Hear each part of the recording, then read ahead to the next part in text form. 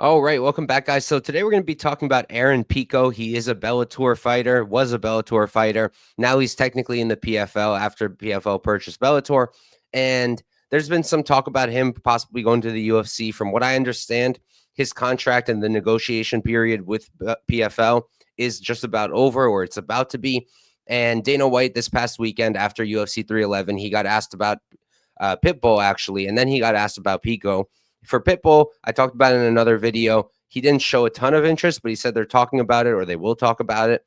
For Pico, though, he made it pretty clear that they want him and that the matchmakers are very interested. And I do think they're going to sign him. He's a relatively young guy. It seems like he's done with his contract in the PFL, and he's an elite fighter with a really, really high ceiling. And unfortunately, due to injuries and the matchmaking of PFL or Bellator when it was Bellator, he hasn't really reached his potential yet. But this dude could easily become a champion. Can he beat someone like Ilya Taporia because he is a 145er? I'm not quite sure. He is 145, right? I'm pretty sure. Let me double check.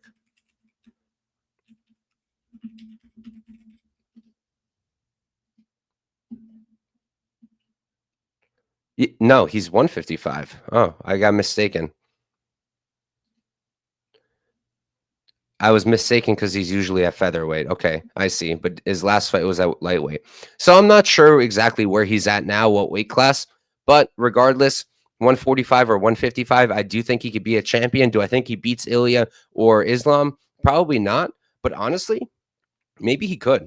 Maybe he could. He's a really good striker. That part of his game has been improving because he does come from a wrestling background. He's an elite wrestler, incredibly explosive, incredibly athletic, very powerful. And like I said, the striking has developed really well. He has a lot of power on the feet. He's got solid cardio. He's a great fighter, and I think that he can be a champ.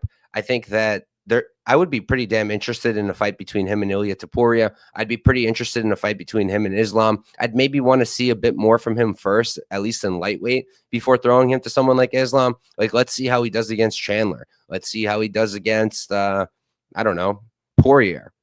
Let's see how he does against Benoit Saint-Denis. Give him someone in that realm first. I think those are all fun matchups. BSD could be a good one too. Honestly, that's a sick first fight. Pico versus Benoit Saint-Denis. Do that thing in like Paris or something. That could be a sick fight. Pico versus Poirier would be sick.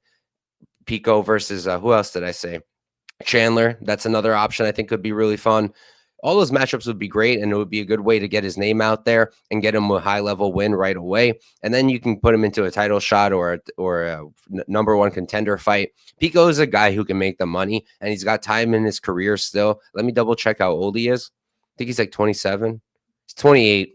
So he's still got a ton of time in his career. He's not even technically in his prime. So all those matchups would be good. At featherweight, you could do like him versus maybe Lerone Murphy would be a fun fight, really high level fight.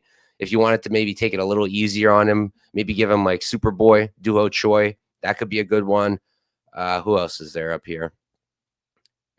Him versus Edson Barbosa would be sick, or Steve Garcia, depending. Give him the winner of that fight. That would be awesome. Really, really violent guys. Him versus someone like Josh Emmett could be good. Him versus Diego Lopez would be sick. You could really give him anybody, and I think it would be a really fun fight. So I do hope they sign him. From what I heard and saw with Dana White in that press conference, I think they are going to sign him, and I'm really looking forward to it. But that's all for now. Thank you guys for tuning in, and I'll catch you next time.